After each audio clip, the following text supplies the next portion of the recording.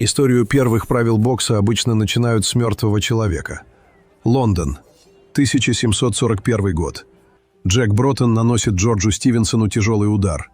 Стивенсон падает и позже умирает. Потрясенный Броттон клянется изменить бой и через 2 года публикует правила, запрещающие добивать человека на земле. Слишком точная сцена, чтобы ее забыть. И, скорее всего, ее не было. Газеты сообщают о поединке Стивенсона в 1745 году. Еще через 3 года его имя появляется среди людей, несших гроб другого известного бойца. Мертвец продолжал драться.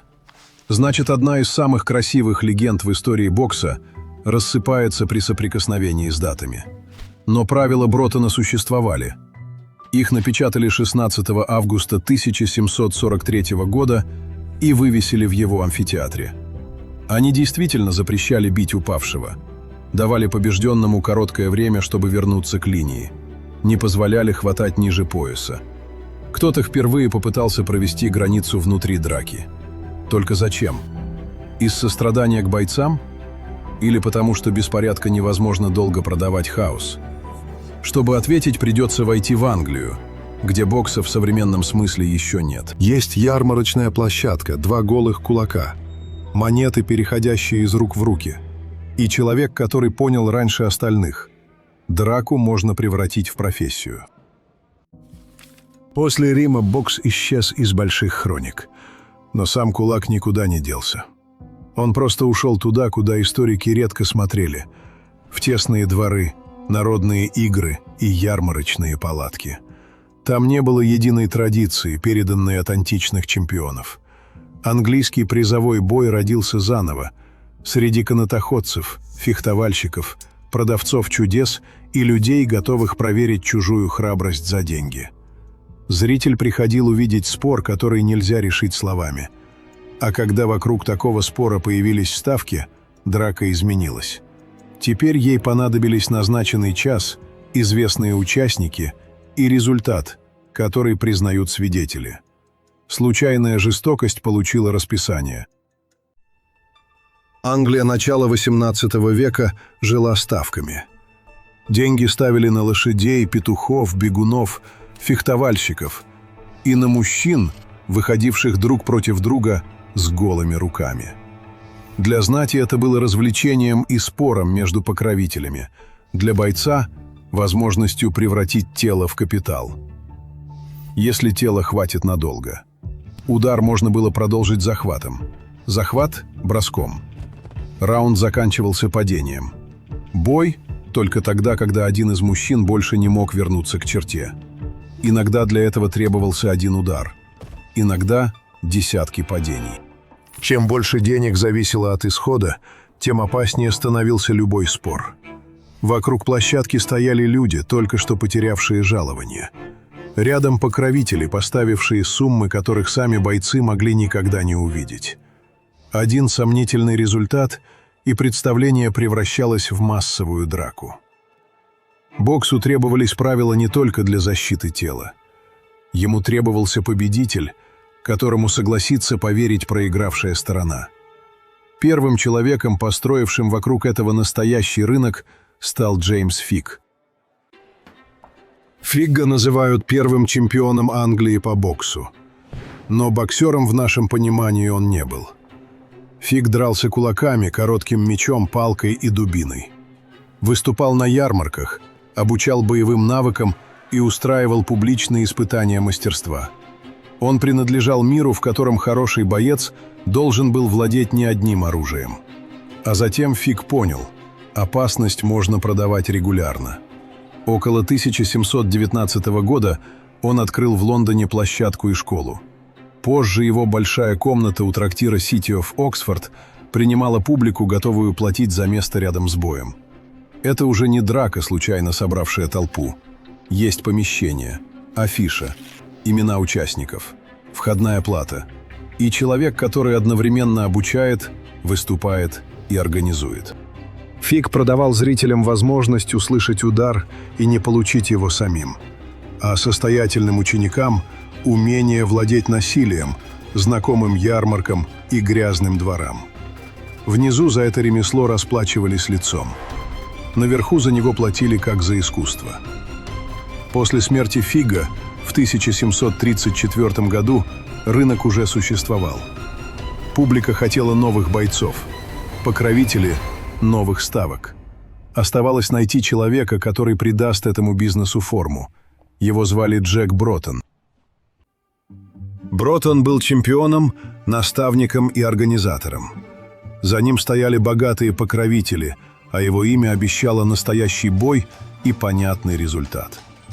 В 1743 году он открыл в Лондоне новый амфитеатр. 16 августа там вывесили 7 правил. В центре площадки чертили квадрат размером 1 ярд. После падения секундант должен был подвести бойца к его стороне. Если за половину минуты человек не возвращался, он считался побежденным. Раунд не длился 3 минуты. Он длился до падения. Затем руки секунданта, вода, несколько слов над ухом и снова квадрат. Броттон не отменил жестокость, он дал ей ритм. Правила запрещали бить лежащего или стоящего на коленях. Нельзя было хватать соперника за поджилки, штаны и части тела ниже пояса. А теперь, что оставалось разрешенным? Число раундов не ограничивалось. Броски и многие виды борьбы сохранялись. Обязательных перчаток не существовало. Врача, способного прекратить бой, тоже. Если человек падал 20 раз и 20 раз возвращался к квадрату, поединок продолжался. Его стойкость спасала ставку и разрушала тело. Другие пункты регулировали судей, присутствие посторонних и публичное распределение собранных денег. Победителю полагались 2/3. Безопасность, результат и касса находились на одном листе. Именно поэтому легенда о погибшем Стивенсоне так удобна.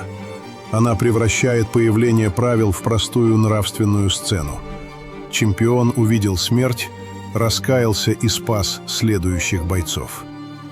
Документы рассказывают менее красивую историю. Кодекс Броттона защищал человека на земле, но одновременно защищал представление от срыва, результат от спора, а деньги от хаоса. Правила сделали бой немного менее диким и гораздо удобнее для продажи. С именем Броттона связаны и мягкие тренировочные перчатки – мафлеры. Но на призовой бой они не вышли. В перчатках тренировались состоятельные ученики, которым не хотелось появляться в обществе с разбитым носом и черными глазами. Профессионал по-прежнему бил голым кулаком в кость.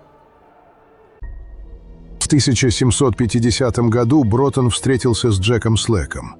За чемпионом стоял герцог Камберлендский. Он поставил на своего бойца огромную сумму и почти не сомневался в победе. Но один удар рассек Броттону лоб. Кровь залила глаза. Чемпион перестал видеть соперника и проиграл. Для зрителя это заняло секунду. Для покровителя означало потерянные деньги. Герцог отвернулся от Броттона. Его площадка лишилась поддержки. Человек, который создал порядок для призового ринга, обнаружил, этот порядок не защищает чемпиона от хозяина ставки. Английский призовой ринг превратил имя бойца, его репутацию и способность терпеть в финансовый актив. Боец мог стать знаменитым, мог обучать аристократов, мог собрать вокруг себя толпу, а затем один порез закрывал ему глаза, и вместе с кровью исчезала ценность, которую другие видели в его теле. Правила научили бой останавливаться. Они еще не научили публику видеть в бойце человека после остановки. Первые английские правила появились не в святой момент раскаяния. Они появились внутри прибыльного зрелища, где слишком многое зависело от того, сможет ли избитый человек снова встать к начерченному на полу квадрату. Броттон провел первую линию. «Не бей лежащего. Дай ему полминуты. Пусть судьи решат спор. Пусть деньги разделят при свидетелях». Этого было недостаточно, чтобы создать современный бокс, но достаточно, чтобы хаос научился повторяться по правилам. 3 глава истории бокса заканчивается у белой черты на деревянном полу. Человек падает. Секундант поднимает его под руки. Где-то рядом считают деньги. Полминуты еще не прошли. и пока он способен снова поставить ноги к квадрату. Правила требуют продолжать. Но правила еще не сделали бокс искусством. Это сделает человек, который заставит тяжелых бойцов промахиваться и превратит драку в шахматы. Дэниел Мендоса. Следующая глава истории бокса.